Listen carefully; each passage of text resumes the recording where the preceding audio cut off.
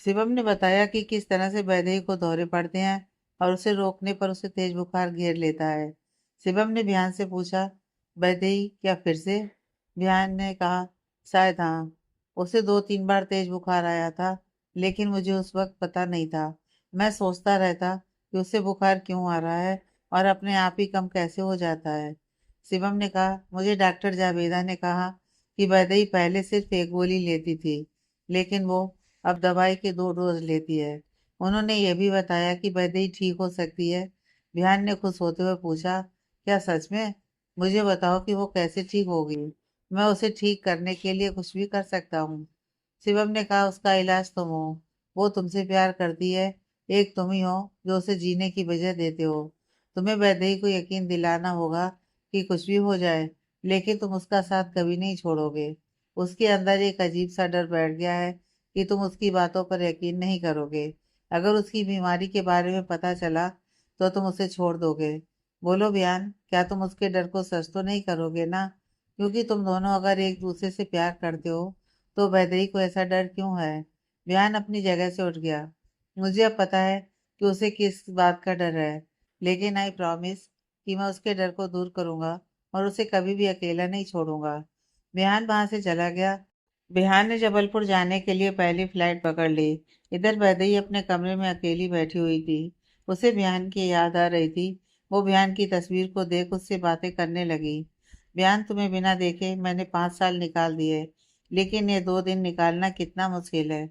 पता नहीं जब ये 1 साल खत्म हो जाएगा तब मैं क्या करूंगी। काश कुछ ऐसा हो कि हम दोनों हमेशा साथ रहें, बिना कोई डर के, बिना किसी गलत फहमी के। तुम पास रहते हो तो तुम्हारे सीने से लगने का मन करता है। वैदेही ने बिहान की तस्वीर को अपने सीने से लगा लिया। ये सब बातें सोचकर मैं खुद को कमजोर बना रही हूँ, लेकिन मुझे खुद को मजबूत बनाना होगा। बिहान से दूर जाना ही होगा, वरना मेरी बीमारी के चलते मैं बस उस पर बोझ के अलावा कुछ भी नहीं रहूंगी। वैदेही अपने ही ख्यालों में गुम थी। तभी अचानक से उसकी मोबाइल की रिंग बजी। उसने कॉल को आंसर किया। हेलो। रिसीवर से स्पीकर से आवाज आई। वैदेही, मैं कमल बोल रहा हूँ। बिहान का एक्सीडेंट हो गया है और वो सिटी हॉस्पिटल में है। कमल की बात सुन वैदेही घबरा गई। क्या? बिहान ठीक तो है ना? कमल जी, कुछ बोलिए। वैदेही ने देखा कॉल कट हो चुका था। वैदेही तुरंत घर से निकली। वो घबराई हुई थी। वो बाहर आकर ऑटो रोकने लगी, लेकिन कोई भी ऑटो रुकने का नाम नहीं ले रहा था। उसने पैरों में चप्पल भी नहीं पहनी थी। वो ऐसे ही भागती हुई रास्ते पर ऑटो रोक रही थी। वो चाहकर भी अपने आंसुओं को रोक नहीं पा रही थी। बड़ी मुश्किल से एक ऑटो रुका, जिसमें बैठकर वो हॉस्पिटल के लिए निकल गई। कुछ ही देर में वो हॉस्पिटल पहुंची और वहां जाकर उसने एक नर्स से पूछा, ध्यान कहाँ है? वो नर्स वैदेही को कुछ बोल पाती उससे पहले ही उसके कानों में जानी पहचानी आवाज आई, वैदेही। वैदेही ने देखा वो कमल था।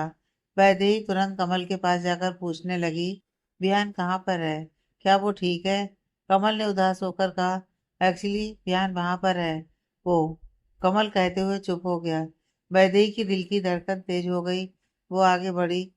वो जब उस वार्ड में पहुंची तो देखा एक बिस्तर पर बिहान लेटा हुआ था और उसके पूरे शरीर पर सफेद चादर से ढक दिया गया था। वैदेही रोते हुए उसके पास गई। नहीं, ऐसा नहीं हो सकता। बिहान को कुछ नहीं हो सकता। वैदेही बिहान को जाकर हिलाने लगी। बिहान उठो। तुम ऐसे कैसे कर सकते हो? प्लीज मजाक मत करो। उठ जाओ। प्लीज, तुम्हें कुछ हो गया तो मैं जी नहीं पाऊंगी। बहुत प्यार करती हूँ तुमसे। प्लीज उठ जाओ। आई प्रॉमिस, तुम जैसा कहोगे मैं वैसा ही करूंगी। तुमसे झगड़ा नहीं करूंगी। तुम सुन रहे हो ना? प्लीज वापस आ जाओ। I love you so much. मुझे तुम्हारे साथ रहना है बियान। वैदेही रो रही थी। वो खुद को संभाल नहीं पा रही थी। मैं यहाँ हूँ वैदेही। वैदेही के पीछे से एक जानी पहचानी आवाज आई। वैदेही ने देखा वो बियान था। बियान को सही सलामत देख वैदेही बहुत खुश थी। उसने बियान को हैरानी से देखा। बियान, तुम ठीक हो? थैंक गॉड कि तुम ठीक हो। वैदेही ने बियान को गले से लगा लिया। बियान ने भी वैदेही को गले से लगा लिया। मुझे पता नहीं था कि तुम आज भी मुझसे इतना प्यार करती हो वैदेही। वैदेही को एहसास हुआ कि वो क्या कर रही है। वो तुरंत बियान से अलग हो गई। तुम यहाँ हो तो ये कौन है? बिहान ने कहा, जिस कार से मेरा एक्सीडेंट हुआ था उसमें यह था, लेकिन यह भी मरा नहीं है। वो बस बेहोश है। बिहान ने उस इंसान के चेहरे से चादर हटा दी। वैदेही ने चैन की सांस ली और कहा, मैं कितना डर गई थी। तुम संभल कर कार नहीं चला सकते? बियान ने कहा, अगर कार संभाल कर चलाता तो मैं कभी यहाँ नहीं आ पाता और ना ही मुझे पता चलता कि तुम्हारे दिल में आज भी हूँ। वैदेही ने खुद को छुड़ाते हुए कहा, इस गलत फहमी में मत रहना, ठीक है? मैंने तो बस ऐसे ही बोल दिया था। यूं समझ लो कि छोटा सा नाटक था। बियान ने वैदेही के गालों पर हाथ फेरते हुए पूछा, तो फिर ये खारा पानी कहाँ से आ गया है? तुम्हारी आंखों में समुंदर है क्या?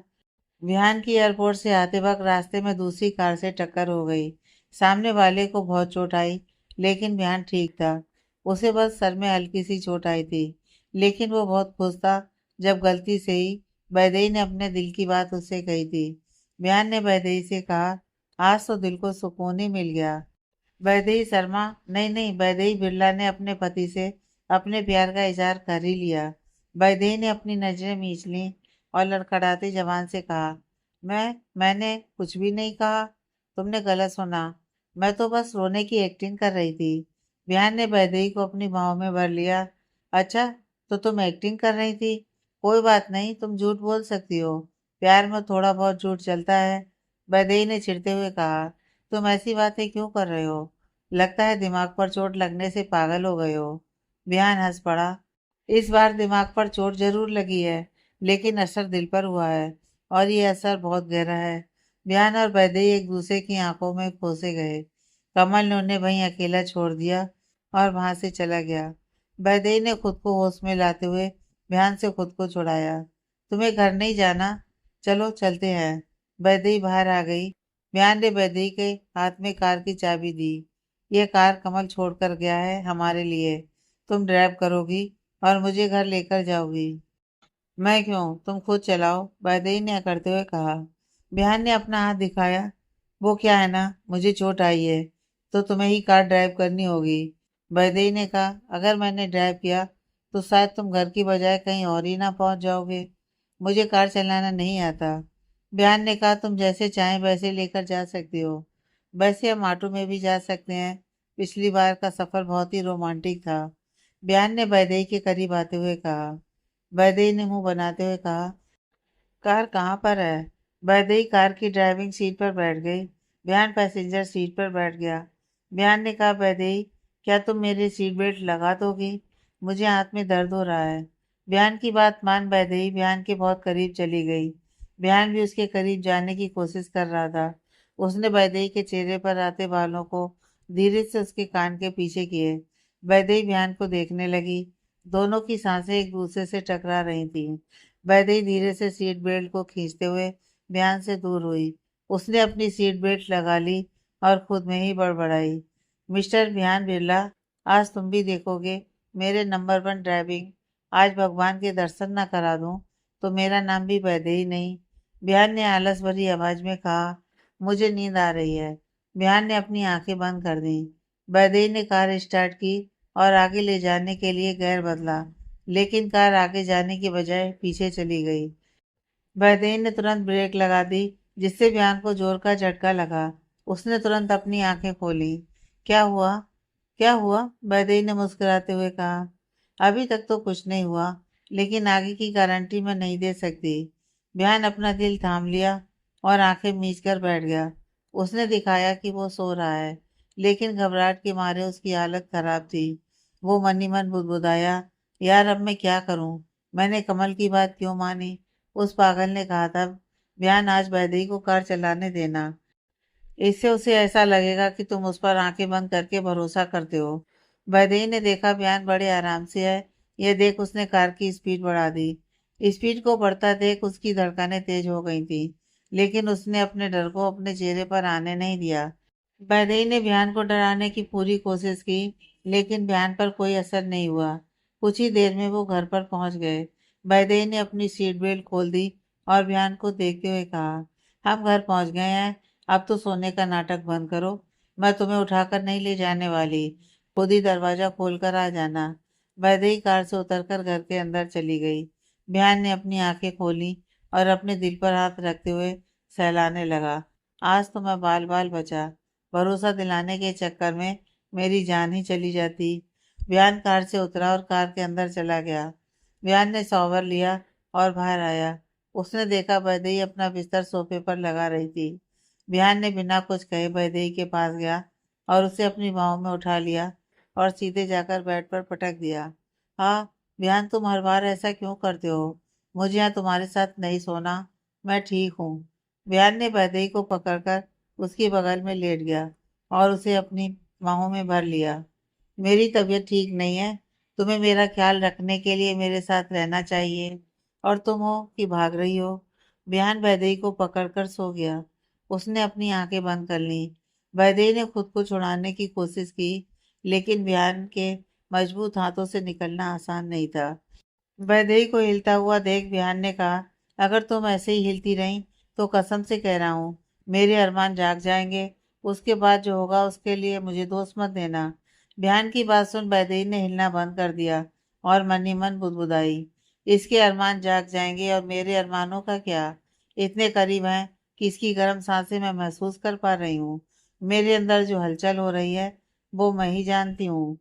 ऐसा लग रहा है जैसे ये मेरा टेस्ट ले रहा है कि मैं खुद को कब तक रोक पाती हूँ। एक और मेनका थी जिसने विश्वामित्र की तपस्या भंग की थी, और ये एक है जो मेरी तपस्या भंग करने पर तुला है। आखिर ये चाहता क्या है? सूरज की पहली किरण खिड़की के शीशे को चीरती हुई कमरे तक आ रही थी। बयान की नींद पहले खुल गई। उसे अपने ऊपर कुछ भारी सा महसूस हो रहा था। उसने देखा वैदेही का सर उसके सीने पर था और उसने उसे पकड़ा हुआ था। बयान ने प्यार से उसके सिर पर हाथ फेरते हुए मुस्कुराया। वैदेही को यूं चैन से सोते देख उसे उठाने का मन नहीं कर रहा था। वो यूं ही बिना हिले अपनी जगह पर लेटा रहा। उसने देखा वैदेही हलचल कर रही है। उसने तुरंत आंखें बंद कर ली और सोने का नाटक किया। वैदेही ने अपनी आंखें खोली तो उसने खुद को बयान की बाहों में पाया। उसने जब बयान को देखा तो बस देखती ही रह गई। वो मन ही मन बुदबुदाई, 2 दिन बाद तुम्हें इतने करीब से देख रही हूँ। कल मैं कितना डर गई थी। तुम्हें खो देने का एहसास बहुत ही बुरा दर्द देता है। तुम सही सलामत रहो, बस मैं तो यही चाहती हूँ। वैदेही बयान को देख मुस्कुराई और धीरे से फुसफुसाते हुए कहा, बयान तुम्हें देख कुछ कुछ होता है। वैदेही धीरे से उठी और वहां से जाने लगी। तभी बयान ने उसका हाथ पकड़कर बेड पर खींचते हुए लिटा दिया और उसके ऊपर आते हुए उसके दोनों हाथों को पकड़ लिया। गुड मॉर्निंग जान, वैदेही मन ही मन बुदबुदाई। मैंने जो कहा इसने सुन तो नहीं लिया। बयान ने जैसे उसके मन की बात पढ़ ली हो वैसे ही जवाब दिया, हाँ मैंने सुन लिया। अब बताओ, तुम्हें मुझे देखकर क्या क्या होता है? क्या? मुझे क्या होगा? तुम क्या बोल रहे हो? मुझे कुछ समझ में नहीं आ रहा है। लगता है तुम्हें कुछ गलतफहमी हो गई है, वैदेही ने लड़खड़ाती जुबान में कहा। मियान मुस्कुराया, अभी अभी तुमने कहा कि तुम्हें मुझे देखकर कुछ कुछ होता है, तो बताओ क्या होता है? बयान वैदेही के चेहरे के पास अपना चेहरा लेकर गया। वैदेही ने मुंह फेर लिया। मैंने ऐसा कुछ नहीं कहा है। बयान ने वैदेही की ठुड्डी को पकड़कर उसके चेहरे को अपने चेहरे के सामने ले आया। वैदेही घबराते हुए अपनी आंखें मीच ली। बयान ने पहले वैदेही को घबराई हुई देख मुस्कुराया और फिर उसने उसके माथे को हल्के से चूमा। आज की सुबह बहुत ही खूबसूरत है। वैदेही को हिम्मत नहीं हो रही थी अपनी आंखें खोलने की। वो आंखें मीचे हुए वहीं लेटी रही। बयान वहां से उठा और शावर लेने चला गया। उसके जाते ही वैदेही झटके से उठकर बैठ गई और अपनी तेज धड़कन को शांत करने लगी। उसके ना चाहते हुए भी उसके होंठों पर मुस्कान आ गई। उसने कंबल में खुद को छुपा लिया। उसे बहुत ही ज्यादा घबराहट और शर्म आ रही थी। वो खुद में ही बड़बड़ाई, ध्यान आज कुछ ज्यादा ही रोमांटिक हो रहा है। कल भी और आज भी इसे हुआ क्या है? ये मेरा दूर रहना मुश्किल कर रहा है। कुछ तो करना ही होगा। वैदेही ने देखा बयान नहाकर बाहर आ गया है। उसे देख वैदेही ने कंबल में खुद को छुपा लिया।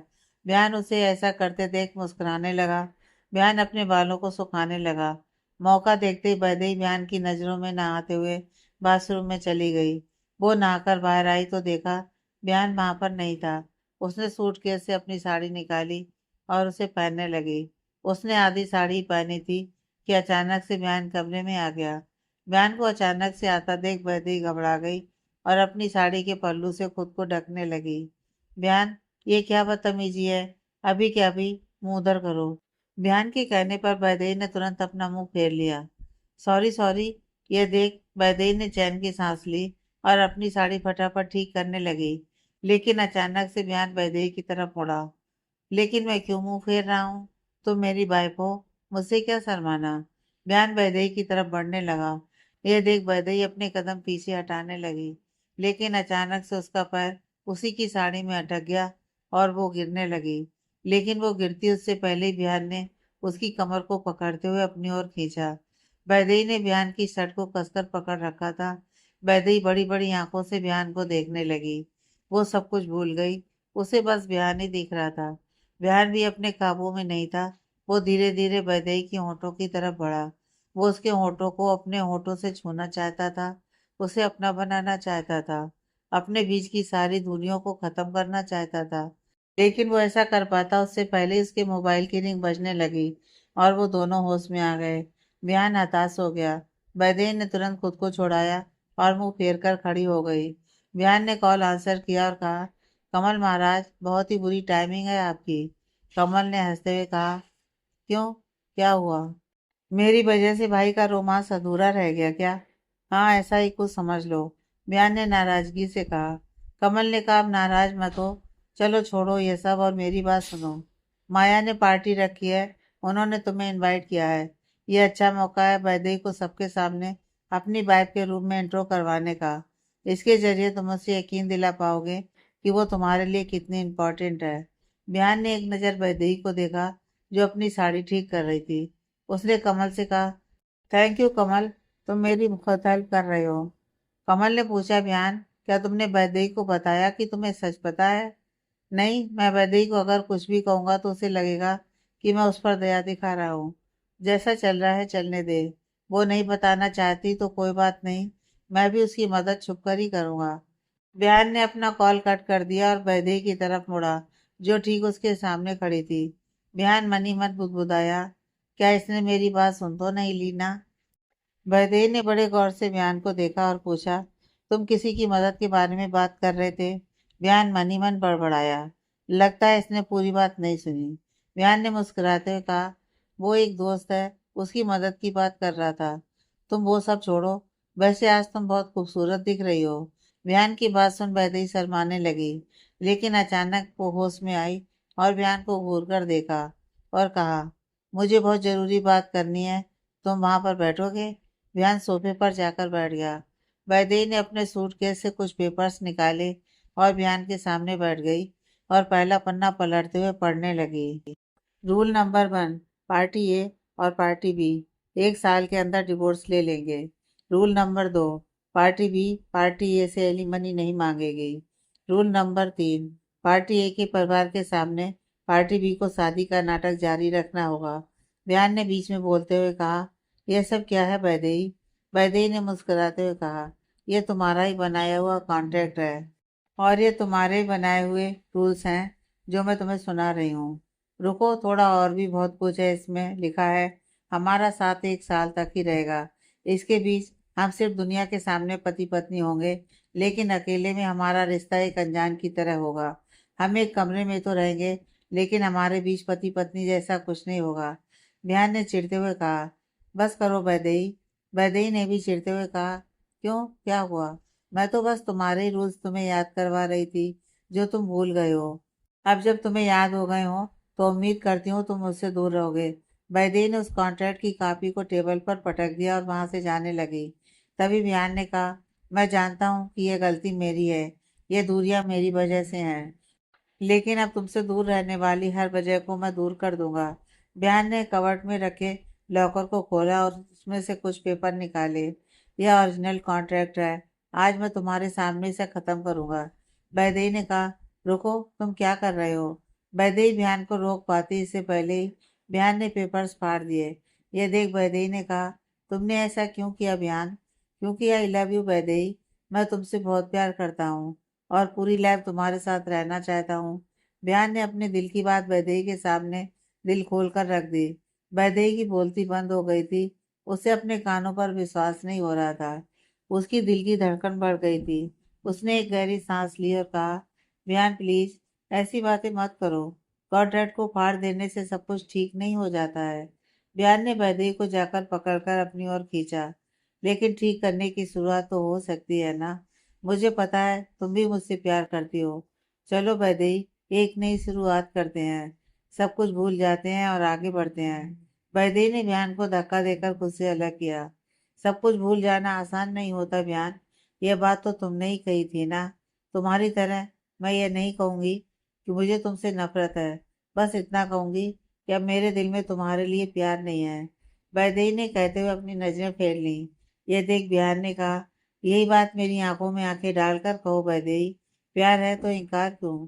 वैदेही ने कहा, तुम्हारा यह बस कुछ वक्त का छलावा है। प्यार और विश्वास दिल और धड़कन की तरह होते हैं। दोनों ही एक दूसरे के बिना बेकार हैं। और तुम मुझसे कितना भी प्यार करने का दावा कर लो, लेकिन वक्त आने पर जब तुम्हें मुझ पर विश्वास करना होगा, तब तुम मुंह फेर कर चले जाओगे। तुम एक बार ऐसा कर चुके हो। तुम क्या चाहते हो? मैं वही सब दोहराने में तुम्हारा साथ दूं? कभी नहीं। बिहान ने वैदेही के सर से अपना सिर टिकाते हुए कहा, क्या उस गलती के लिए तुम मुझे माफ नहीं कर सकती? वैदेही ने कहा, माफ करने या ना करने वाली मैं कौन होती हूँ बिहान? हर बार हमारी जिंदगी के फैसले तुमने अकेले ही लिए हैं। सबसे पहले तुमने शर्त लगाकर मेरे करीब आए और मैं पागल की तरह तुम्हारी बातों में आ गई। फिर प्यार के बहाने पास आए और मैं तुम्हारे प्यार में पागल तुम्हारे साथ चलती रही। जब तुम्हें लगा मैं गलत हूँ, तो तुमने मेरी एक ना सुनी और मुंह फेर कर ऐसे चले गए कि कभी मुड़कर देखा ही नहीं। मन किया तब वापस आए और मुझे ताने मारे, मुझे बातें सुनाई और मुझे ठुकराया। तुम्हारी मर्जी थी तो मुझसे शादी की, अब अचानक से तुम्हें मुझसे प्यार हो गया और अब साथ रहना चाहते हो। बयान, क्या ये इतना आसान लगता है तुम्हें? तुम्हारे लिए आसान हो सकता है, लेकिन मेरे लिए नहीं। सब कुछ भुला देना मेरे लिए आसान नहीं है, क्योंकि जो मैंने खोया है उसकी भरपाई कोई नहीं कर सकता। मैं बस यहाँ कॉन्ट्रैक्ट की वजह से थी। मैं नहीं चाहती थी कि तुम मेरा गुस्सा शिवम और उसकी फैमिली पर निकालो। तुमने कहा था 1 साल, तो मैं यहाँ 1 साल रहूंगी, लेकिन इसका मतलब यह नहीं कि हमारे बीच कुछ हो सकता है। सोचना भी मत। मैं तुम्हारे बिना मरी नहीं जा रही। बिहान ने चिल्लाते हुए कहा, वैदेही, बस तुम मरने की बात क्यों कर रही हो? बिहान के चिल्लाने से वैदेही सहम गई। उसकी अपनी आवाज धीमी हो गई। तुम चिल्ला क्यों रहे हो? वैदेही से अपना रोना रोका नहीं गया और वो फूट फूट कर रोने लगी। बिहान ने वैदेही को चुप करवाने की कोशिश की। सॉरी, सॉरी, प्लीज रोना मत। चुप हो जाओ, प्लीज, मेरी गलती है। मैं चिल्लाया। चलो यहाँ पर बैठ जाओ। बिहान ने वैदेही को बेड पर बिठा दिया और पीने के लिए पानी दिया। तुम ठीक तो हो ना? तुम्हें सर दर्द हो रहा है? तुम शांत हो जाओ, वैदेही ने हिचकियां लेते हुए कहा। छूना मत मुझे। यहाँ मैं गुस्सा हूँ या तुम जो मुझ पर चिल्ला रहे हो? मतलब मैं अब गुस्सा भी नहीं हो सकती? बियान ने वैदेही के आंसू पोंछे। तुम गुस्सा हो सकती हो, तुम्हारा हक बनता है। तुम चाहो तो मुझे मार भी सकती हो, लेकिन प्लीज तुम चुप हो जाओ। रोने से तबीयत खराब हो सकती है। वैदेही थोड़ा शांत हुई। उसने बियान की तरफ हैरानी से देखा। तुम्हें कैसे पता कि रोने से मेरी तबीयत खराब हो जाती है? बियान ने सोचते हुए कहा, वो पहले भी तुम्हारी तबीयत खराब हो गई थी, इसलिए। तुम सवाल मत करो और ज्यादा गुस्सा भी मत करो। बियान ने वैदेही का सर पकड़कर अपने सीने से लगाया और सहलाने लगा। बियान नाश्ता करने के लिए बैठा था, तभी वैदेही किचन से बाहर निकली। वो बियान की बगल में बैठने की बजाय दादी की बगल वाली सीट पर बैठ गई। यह देख दादी ने कहा, वैदेही, क्या कुछ हुआ है क्या? वैदेही ने हिचकिचाते हुए कहा, क्या हुआ है? कुछ भी नहीं दादी। दादी ने शक भरी नजरों से वैदेही को देखा। तो फिर तुम बियान के साथ क्यों नहीं बैठ रही? तुम्हारी सीट वहां है, उसके साथ बैठो। दादी, मैं तो ऐसे ही।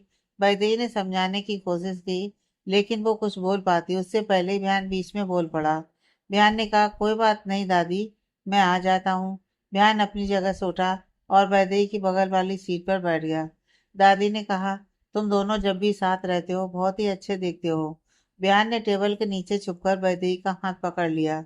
यह देख वैदेही ने बियान को बड़ी बड़ी आंखों से देखा। उसने इशारे से कहा, बियान, ये क्या कर रहे हो? छोड़ो, यहाँ समय देखेंगे तो क्या सोचेंगे। छोड़ो वरना अच्छा नहीं होगा। बियान मुस्कुराया और अपना नाश्ता करने लगा। वैदेही अपना हाथ छुड़ाने की कोशिश कर रही थी, लेकिन बियान ने मजबूती से पकड़ रखा था। वो मन ही मन बड़बड़ाई, इतना कुछ कहा मैंने इसे, कितना गुस्सा किया, फिर भी यह समझ नहीं रहा है। ये यूं ही करता रहा तो मैं भी खुद को रोक नहीं पाऊंगी। दादी ने वैदेही को देखते हुए कहा, वैदेही, क्या हुआ? नाश्ता क्यों नहीं कर रही हो? चलो फटाफट नाश्ता करो। दादी की बात सुनने के बाद भी वैदेही यूं ही बैठी रही। वो खुद का हाथ छुड़ाने की कोशिश कर रही थी। तभी दादी ने फिर से कहा, वैदेही तुम नाश्ता क्यों नहीं कर रही? तबीयत तो ठीक है ना? दादी वो वैदेही को समझ में नहीं आ रहा था कि वो क्या कहे। बिहान ने बीच में बोलते हुए कहा, वैदेही तुम्हारी तबीयत ठीक नहीं है। बिहान ने वैदेही के माथे पर अपना हाथ रखकर देखने लगा। वैदेही ने उसका हाथ धीरे से हटाया और दादी की तरफ देखते हुए कहा, मैं बिल्कुल ठीक हूँ। बिहान, आज तो मुझे अपने हाथों से खिलाओ ना। बिहान ने शर्माते हुए कहा, नहीं नहीं, मुझे शर्म आ रही है। वैदेही को बहुत गुस्सा आ रहा था। उसने गुस्से से बिहान को घूर कर देखा और कहा, अच्छा तुम्हें शर्म आ रही है, कोई बात नहीं। वैदेही अपने उल्टे हाथ से खाने के लिए चम्मच उठाती है। दादी ने बिहान पर नाराज होकर कहा, बिहान वो चाहती है कि तुम उसे खिलाओ तो नखरे क्यों कर रहा है? चल खिला दे। बिहान ने मुस्कुराते हुए कहा, ठीक है दादी, आप इतना कह रही हैं तो मैं मना कैसे कर सकता हूँ। बिहान ने अपने हाथ से वैदेही को खिलाने लगा। नाश्ता खत्म होने तक बिहान ने वैदेही का हाथ नहीं छोड़ा। नाश्ता खत्म होते ही वैदेही ने मुस्कुराते हुए कहा, बिहान चलो ना, मुझे कुछ बात करनी है। कमरे में चलकर बात करते हैं। बिहान समझ गया कि कमरे में जाने के बाद उसकी खैर नहीं, इसलिए उसने वहां से भागने का सोचा। उसने हंसते हुए कहा, इस वक्त हम बात नहीं कर सकते, मुझे बहुत ही जरूरी काम है। हम शाम को मिलकर बात करेंगे। बिहान वहां से चला गया। बिहान के जाने के बाद वैदेही कमरे में आ गई और मुस्कुराने लगी। वो खुशी से उछल पड़ी। ओह माय गॉड, बिहान ने मुझसे कहा कि वो मुझसे प्यार करता है और हमारे बीच का वो कॉन्ट्रैक्ट भी फाड़ दिया ताकि वो मेरे साथ रह सके। उस वक्त ऐसा लग रहा था जैसे मैं सातवें आसमान पर हूँ। मुझे बहुत बुरा लग रहा है। मैंने उससे क्यों नहीं कहा कि मैं भी उससे बहुत प्यार करती हूँ। अब तो सब कुछ ठीक हो रहा है, लेकिन सिर्फ मेरी बीमारी की वजह से मैं उससे दूर रह रही हूँ। मुझे तो अब सोच सोच कर डर लगता है कि उसे पता चलेगा तो वो क्या सोचेगा। अब लग रहा है कि मुझे झगड़ा नहीं करना चाहिए था। उसे एक बार गले लगाकर उसे प्यार करना चाहिए था। लेकिन क्या अभियान सच में मुझसे प्यार करता है? क्या वो 5 साल पहले जो हुआ वो सब भूल गया? अगर गुस्से में वो मुझसे फिर से दूर हो गया तो? वैदेही का दिमाग सवालों से घिरा हुआ था। इधर बिहान अपने ऑफिस की केबिन में बैठा हुआ था, लेकिन उसका मन काम में नहीं लग रहा था। वो बार बार वैदेही के बारे में ही सोच रहा था। बिहान वैदेही के ख्यालों में खोया हुआ था। तभी किसी ने उसके केबिन पर नॉक किया। दरवाजे पर पियून था, जिसके हाथ में फूलों का बुके पकड़ा हुआ था। वो अंदर आया और वो बुके टेबल पर रख दिया। उसने कहा, मिस माया ने आपके लिए पार्टी का इनविटेशन कार्ड भेजा है। बिहान ने इनविटेशन कार्ड को देखा और खुद में ही बड़बड़ाया, क्या वैदेही पार्टी में आने के लिए मानेगी? एक कोशिश तो बनती ही है, लेकिन पार्टी की थीम वेस्टर्न ड्रेस है, क्या वो पहनेगी? बिहान ने मोबाइल पर कुछ ड्रेसेस देखे। उसने उनमें से सोचकर वैदेही की पसंद का ख्याल रखते हुए एक ऑर्डर किया। बिहान ने मोबाइल साइड में रखा ही था कि तभी उसके मोबाइल की रिंग बजी। उसने देखा वो डॉक्टर जावेदा का कॉल था। बिहान ने कहा, हेलो डॉक्टर जावेदा। जावेदा ने कहा, हेलो मिस्टर बिहान, मेरी शिवम से बात हुई। मुझे जानकर खुशी हुई कि आप वैदेही की मदद के लिए मान गए। मेरे ख्याल से हमें आमने सामने बैठकर बातें कर लेनी चाहिए। बिहान ने कहा, ठीक है, आपके पास कब वक्त है? उस हिसाब से आपसे मिलने आऊंगा। बिहान ने कॉल कट कर दिया। बिहान खुद में ही बड़बड़ाया, एक बार वैदेही ठीक हो जाए उसके बाद उसे अपनी जिंदगी से कभी जाने नहीं दूंगा। मैं तुम्हें वो सारी खुशियां दूंगा जिससे तुम कभी भूल नहीं पाओगी। शादी के साथ वचन को मैं दिल से निभाऊंगा। शाम होते ही बिहान घर पहुंचा। उसने देखा वहां वैदेही अपने कमरे में बैठकर किताब पढ़ रही थी। बिहान ने आते ही उसके सामने एक गिफ्ट का पैकेट रख दिया। ये तुम्हारे लिए है। वैदेही ने उस गिफ्ट को देखकर उठा लिया और पूछा, क्या है इसमें? बिहान ने कहा, छोटी सी रिश्वत। मैं चाहता हूँ कि तुम मेरे साथ एक बिजनेस पार्टी में चलो। वैदेही ने उस गिफ्ट रैपर को खोला और बॉक्स को खोलकर देखा तो उसमें ताजे फूलों के गजरे रखे हुए थे। वैदेही उन्हें देख बहुत खुश हो गई। ये बहुत खूबसूरत है। बिहान ने पूछा, तुम्हें गिफ्ट पसंद आया? तो क्या ख्याल है तुम्हारा? वैदेही ने कहा, रिश्वत तो अच्छी है, लेकिन किस काम की? इस वक्त मैं पहनकर सपने में घूमने जाऊं? वैदेही की बात सुन बिहान हंस पड़ा। तुम पहनकर मुझे दिखा सकती हो, इतना तो कर ही सकती हो ना मेरे लिए। वैदेही ने कहा, ठीक है, लेकिन इसका कोई गलत मतलब मत निकालना। बयान खुद में ही बड़बड़ाया। तुम और तुम्हारा गुस्सा, सुभान अल्लाह। वैदेही ने पूछा, क्या कहा तुमने? नहीं नहीं, कुछ नहीं। बयान घबराते हुए मुस्कुराया। हाँ। वैदेही अपनी जगह से उठी और आईने के सामने जाकर खड़ी हो गई और गजरे के लिए पिन निकालकर बाल में लगाने लगी। लेकिन उससे वो ठीक से लग नहीं रहा था। बयान ने जब देखा तो वो उसके करीब आया और उसकी मदद करने लगा। उसने वैदेही के बालों में गजरा लगाते हुए कहा, तुम बहुत खूबसूरत लग रही हो। वैदेही शर्माने लगी, लेकिन अचानक वो होश में आई और बयान से खुद के जज्बातों को छुपाया। तुम तारीफ करने के बहाने क्या कर रहे हो? बयान ने मुस्कुराते हुए वैदेही के कंधे से अपने हाथ हटा दिए और कहा, कुछ भी नहीं। मैं तो सोच रहा था कि तुम्हें पानी पूरी खाने ले चलूं, लेकिन अगर तुम्हें नहीं जाना तो। पानी पूरी की बात सुन वैदेही ने तुरंत कहा, मैंने मना कब किया? मैं चलूंगी ना। चलो चलते हैं। वैदेही आगे बढ़ी। यह देख बयान खुद में ही बड़बड़ाया। पानी पूरी के मामले में लड़कियां सब कुछ भूल जाती हैं। वैदेही ने मुड़कर कहा, तुम खड़े क्यों हो? चलो चलते हैं। बयान मुस्कुराया और वैदेही के साथ चला गया। विहान कार निकालने जा रहा था कि तभी वैदेही ने उसे रोका। जब देखो तब कार निकालने चले जाते हो। पानी पूरी का स्टॉल पास ही तो है, हम चलकर जा सकते हैं। विहान ने वैदेही की बात मान ली और उसके साथ चलकर जाने लगा। वैदेही ने मुस्कुराते हुए कहा, तुम्हें पता है मुझे पानी पूरी बहुत पसंद है। मैं और छोटू तो कंपटीशन भी करते थे। अचानक से वैदेही के मुंह से उसके छोटे भाई का नाम निकल गया। विहान ने पूछा, तुम्हारा छोटा भाई? बयान आगे कुछ पूछ पाता उससे पहले ही वैदेही तुरंत बोल पड़ी, बयान वो दूसरे वाले स्टॉल पर चलेंगे, ठीक है? और तुम मुझे टोकोगे नहीं कि? बयान ने कहा, हाँ बाबा, नहीं टोकूंगा। बयान मन ही मन बुदबुदाया। वैदेही अपनी फैमिली की बात कहीं नहीं करती। क्या हुआ था उनके साथ? वैदेही ने पानी पूरी वाले से कहा, भैया थोड़ा तीखा बनाना। बिहान ने कहा, मुझे कहना तो नहीं चाहिए, लेकिन मुझे नहीं लगता कि तुम ज्यादा खा पाओगी। वैदेही ने इतराते हुए बिहान को देखा। तुम्हें ऐसा क्यों लग रहा है कि मैं ज्यादा नहीं खा पाऊंगी? अच्छा तो चलो हम दोनों के बीच एक कंपटीशन हो जाए। बिहान ने कहा। वैदेही हंसने लगी। सोच लो तुम हार जाओगे, बाद में रोना मत।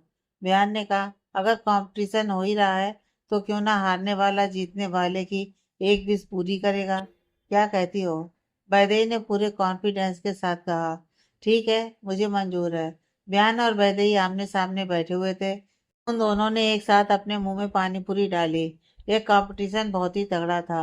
देखते ही देखते उन्होंने 10 प्लेट खाली कर दी। दोनों में से कोई भी हार मानने को तैयार नहीं था। आखिर में बिहान ने अपने हाथ खड़े कर दिए। बस मुझसे अब खाया नहीं जाएगा। वैदेही की आंखों में पानी था और होठों पर खुशी। मैं जीत गई। बिहान ने कहा, बोलो तुम्हारी क्या विश है? मैं पूरी करूंगा। वैदेही ने मुस्कुराते हुए कहा, हाँ एक काम करो, अपनी जायदाद मेरे नाम कर दो। वैदेही हंसते हुए अपनी जगह से उठी और पानी पूरी वाले से एक सूखी पानी पूरी मांगकर खाने लगी। वैदेही ने सूखी पानी पूरी बिहान के सामने बढ़ाई। लो जल्दी से ये खा लो। बिहान ने नामे से हिलाते हुए कहा, नहीं मुझसे अब और नहीं खाया जाएगा। वैदेही ने कहा, तुम इनकार मत करो। जब तक ये सूखी पूरी नहीं खाओगे तब तक हमारा यह चैलेंज खत्म नहीं होगा। वैदेही ने पूरी को बिहान के मुंह में ठूस दिया। बिहान और वैदेही वापस घर आ गए। वैदेही आते ही बेड पर पसर कर सो गई। अगले दिन जब वो नींद से जागी तो वो बिहान की बाहों में थी। वे दोनों एक दूसरे को पकड़कर सो रहे थे। वैदेही को वहां से उठने का मन नहीं हो रहा था। बिहान ने धीरे से अपनी आंखें खोली और वैदेही को देखा। उसके होठों पर मुस्कान थी। उसने वैदेही को और कसकर पकड़ लिया। वैदेही ने भी खुद को छुड़ाने की कोशिश नहीं की। उसे भी बिहान के साथ रहना था। बिहान ने नींद में कहा, वैदेही, क्या हम ऐसे ही हमेशा साथ नहीं रह सकते? वैदेही ने कहा, हाँ हम हमेशा साथ रहेंगे। वैदेही ने प्यार से बिहान के सर पर हाथ फेरा। बिहान उठा और तैयार होकर अपने ऑफिस चला गया। वैदेही घर पर रह के ही अपनी बेकरी का काम संभाल रही थी। उसने अपने असिस्टेंट सुमित से कहकर कुछ ऑर्डर लेना शुरू कर दिया था। वैदेही ने दोपहर तक अपना आधा काम निपटा लिया था कि तभी किसी ने उसके दरवाजे पर दस्तक दी। वैदेही ने जब दरवाजा खोला तो सामने एक आदमी खड़ा था। उसके कपड़ों को देखकर लग रहा था कि जैसे वो डिलीवरी बॉय है। उसने वैदेही के सामने एक पार्सल बढ़ाते हुए कहा, हेलो मैम, यह मिस्टर बिहान ने भेजा है। वैदेही ने वो पार्सल लेकर तुरंत बिहान को कॉल किया और पूछा, बिहान, तुमने पार्सल भेजा है? बिहान ने कहा, हाँ, उसमें एक ड्रेस है। मैं चाहता हूँ कि तुम वो पहनकर मेरे साथ पार्टी में चलो। वैदेही ने कहा, लेकिन इसकी क्या जरूरत थी? मेरे पास बहुत सारी नई साड़ियाँ पड़ी हैं, उनमें से कुछ भी पहन लेती हूँ। बिहान ने कहा, वैदेही, वो थीम पार्टी है, इसलिए तुम्हें वही ड्रेस पहननी होगी जो मैंने भेजी है। क्या तुम मेरे लिए इतना नहीं करोगी? वैदेही ने कहा, ठीक है। वैदेही ने कॉल कट कर दिया और पार्सल को खोलकर देखा तो उसमें सिंपल सा सलवार सूट था। उसे देख वैदेही सोच में पड़ गई, ये क्या? ये तो सलवार सूट है, लेकिन पार्टी में इसे पहनकर कैसे जाऊं? बिहान ने कहा था कि थीम पार्टी है, पहनकर चली जाती हूँ, वरना बिहान कहेगा कि इतनी छोटी सी बात भी नहीं मानी। शाम होते ही बदेई ने वो सलवार सूट पहनकर तैयार हो गई। उसने मेकअप किया और सलवार सूट पर मैचिंग आते हुए बड़े से इयररिंग पहने। हाथ में कांच की चूड़ियां थीं। वक्त होते ही बिहान ने बदेई को लेने के लिए ड्राइवर के साथ कार भेज दी। बदेई जब पार्टी वाली जगह पर पहुंची, लेकिन वहां की सिक्योरिटी गार्ड ने बदेई को गेट पर ही रोक दिया। मैम, आप अंदर नहीं जा सकती। बदेई ने हैरानी से पूछा, लेकिन क्यों? देखिए, मैं पार्टी में इनवाइटेड हूँ। गार्ड ने कहा, अगर आप इनवाइटेड हैं तो आपके पास कार्ड होगा, वो आप दिखा दीजिए और अंदर चली जाइए। वैदेही ने कहा, कार्ड तो नहीं है मेरे पास। गार्ड ने शांत भाव से कहा, सॉरी मैम, बिना कार्ड के आप अंदर नहीं जा सकती। मैं रिक्वेस्ट कर रहा हूँ कि आप वापस चली जाएं। वैदेही ने कहा, एक मिनट, मेरे हस्बैंड अंदर ही हैं, उनका नाम बिहान बिरला है, उनके पास जरूर कार्ड होगा। गार्ड ने कहा, एक काम करिए मैम, आप उन्हें फोन करके बाहर बुला लीजिए। वैदेही ने कहा, ठीक है। वैदेही ने अपना मोबाइल निकाला और बिहान को कॉल किया। कुछ रिंग बजने के बाद बिहान ने आंसर किया।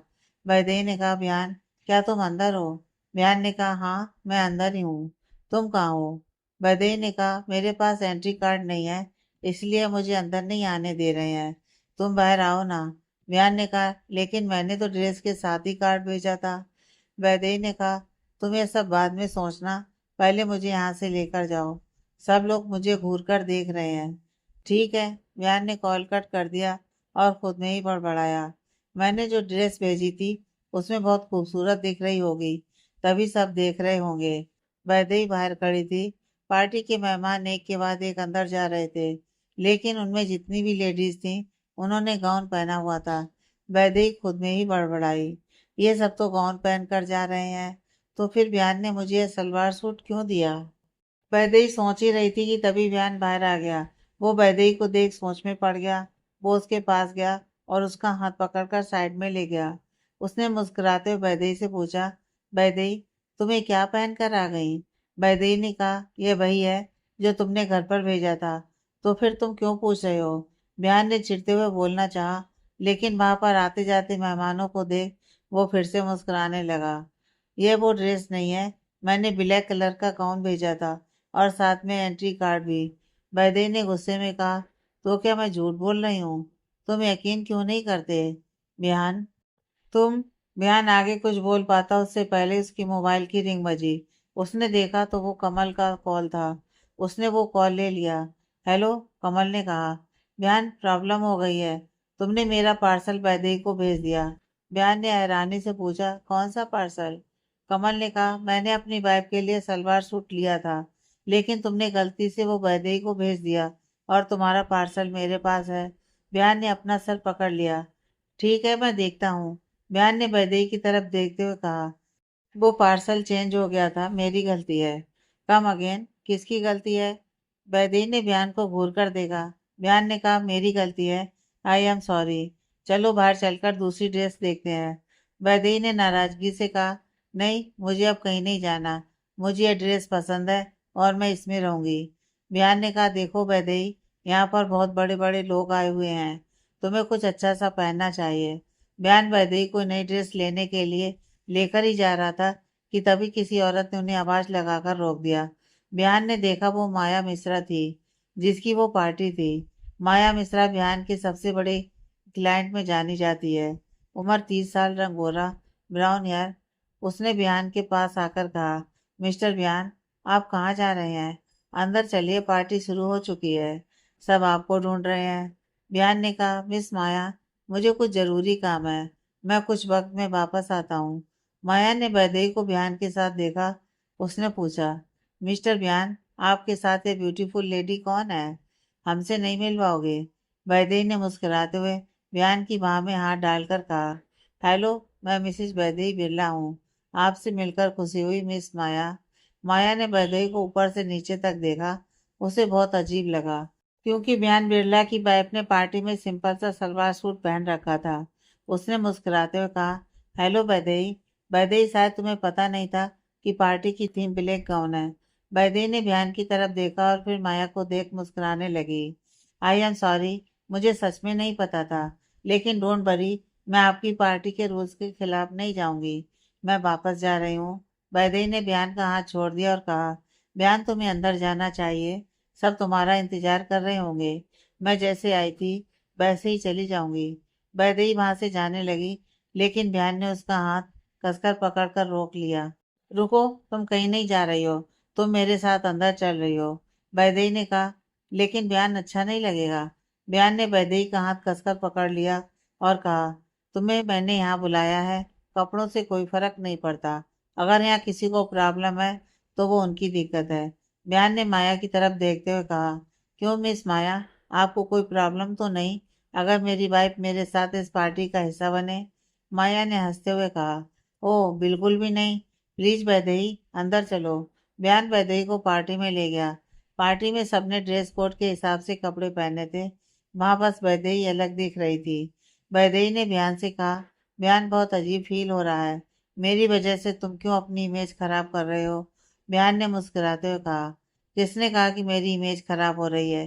तुम्हारे साथ खड़े रहने में मुझे कोई शर्म नहीं है। लेकिन तुम चाहो तो हम यहाँ से जा सकते हैं, कहीं रोमांटिक डेट पर। वैदेही ने मुंह चढ़ाते हुए कहा, तुम यहाँ भी शुरू हो गए। ठीक से खड़े रहो, सब लोग हमें ही देख रहे हैं। वैदेही और बयान आपस में बात कर रहे थे कि तभी वहां पर माया आ गई।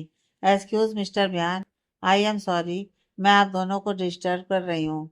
वैदेही, क्या मैं मिस्टर बयान को अपने साथ ले जा सकती हूँ? मिस्टर बयान, मैं आपको एक बहुत बड़े क्लाइंट से मिलवाना चाहती हूँ। वैदेही ने कहा, हाँ बयान, जाओ, तुम्हें जाना चाहिए। बयान माया के साथ वहां से चला गया। वैदेही ने एक वेट्रेस को खड़ा किया और उसके पास से पानी का गिलास लेने के लिए अपना हाथ बढ़ाया, लेकिन वो गिलास उठा पाती उससे पहले किसी और ने वो गिलास उठा लिया। वैदेही ने देखा, सामने ब्लैक गाउन में एक खूबसूरत लड़की खड़ी थी। वो एक जाना पहचाना चेहरा था। रोमा सिंह, उम्र 27, रंग गोरा, कर्ली बाल। रोमा वैदेही के कॉलेज में उसकी सीनियर थी। वो एक अमीर खानदान से बिलोंग करती थी। वो एक बिगड़ी हुई और घमंडी रईस जाती थी। उसने वैदेही को कभी भी पसंद नहीं किया था, क्योंकि वैदेही एक मिडिल क्लास लड़की थी और उसका बॉयफ्रेंड बिहान बिरला, जो एक अमीर घर का लड़का था, वो हर बार उसे परेशान करती थी। वैदेही ने जब रोमा को अपने सामने देखा तो वो हैरान रह गई। रोमा ने कहा, I don't believe this. Vaidehi Sharma मेरे सामने खड़ी है, तुम मुझे इतनी बड़ी पार्टी में दिखोगी, ये मैंने कभी सोचा भी नहीं था। वैदेही ने मुस्कुराते हुए कहा, कैसी हो रोमा? बहुत वक्त के बाद हम मिल रहे हैं। कैसी हो तुम? रोमा ने कहा, तुम खुद ही देख लो, आज भी बेस्ट और ब्यूटीफुल हूँ, पहले से ज्यादा सक्सेसफुल हूँ। लेकिन तुम्हें देखकर ऐसा लग रहा है जैसे तुम आज भी वैसी फटीचर हालात में हो। लेकिन तुम इतनी बड़ी पार्टी में क्या कर रही हो? ओह, शायद तुम नौकरी के लिए आई होगी ना। तुम कहो तो मैं तुम्हारी सिफारिश करूं? वैदेही ने कहा, no thanks Roma, thank you so much कि तुमने मेरे बारे में इतना सोचा। रोमा ने कहा, तुम शर्माओ मत, मैं यहाँ बहुत लोगों को जानती हूँ। वैसे भी तुम्हें अपने रूप जाल में फंसाना बहुत अच्छे से आता है।